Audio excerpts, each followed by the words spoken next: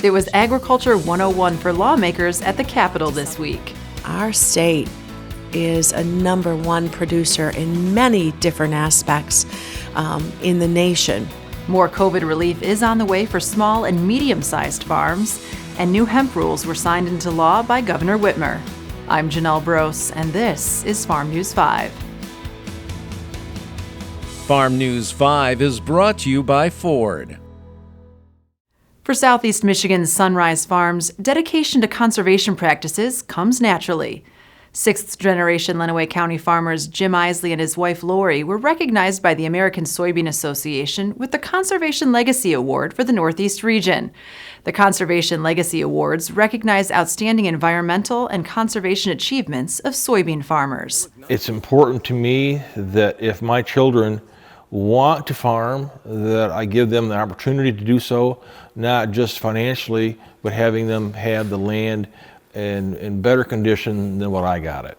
It really wasn't until the last 12 to 15 years where we began to actually say what kinds of practices can we implement that will help us to achieve this goal. The Isley's conservation practices of strip-till, no-till, and cover crops allow them to build soil structure, soil organic matter, and conserve water throughout the growing season. Sunrise Farms' proximity to Lake Erie plays a significant role in the conservation practices implemented on the farm. We're so close to Lake Erie and everything that we have is tile drained.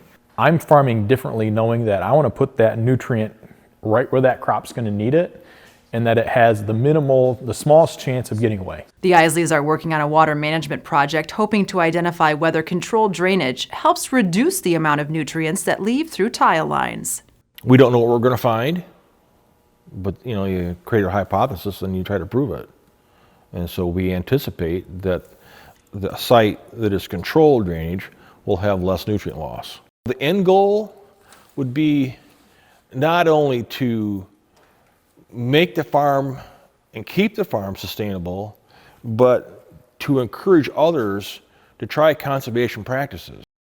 And we're here for the long haul. We're here in order to have something that will go beyond us.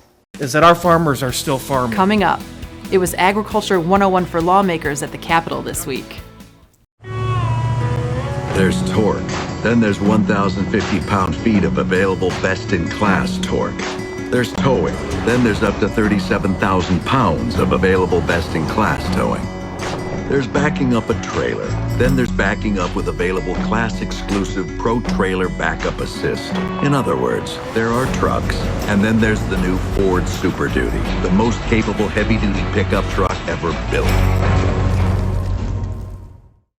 Ag Day at the Capitol wasn't quite as tasty as in years past, but it still presented an opportunity for Michigan Farm Bureau and other groups to give lawmakers a crash course in Michigan agriculture.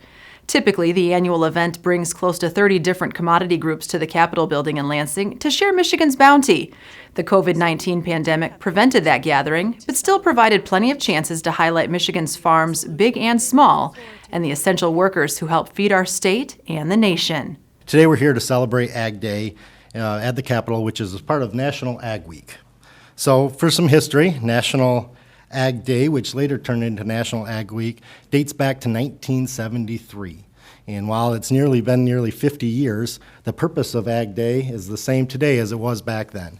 And that's essentially to celebrate and highlight the role that agriculture plays in our everyday lives. Ag Day was also a chance to remind lawmakers that farmers rose to the occasion in the face of challenges presented by the COVID-19 pandemic. Is that our farmers are still farming. And they do it on a daily basis because it's what they do. And the production on those farms did not stop. It did not break. It did not hesitate the entire last year because that's what our farmers are used to doing. Coming up, CFAP 2 sign-up gets underway again next month.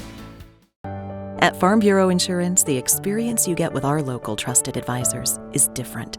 From financial security to a helping hand, Farm Bureau understands the experience matters. Find an agent who can protect what matters to you. The U.S. Department of Agriculture announced Wednesday a new $6 billion initiative to reach a broader set of producers and provide financial assistance to farmers impacted by COVID-19 market disruptions. Following a review of previous COVID-19 assistance programs, Ag Secretary Tom Vilsack said the Pandemic Assistance for Producers program is needed to support underserved producers and smaller and medium operations. The USDA will also reopen sign-up for CFAP2 for at least 60 days, beginning on April 5th.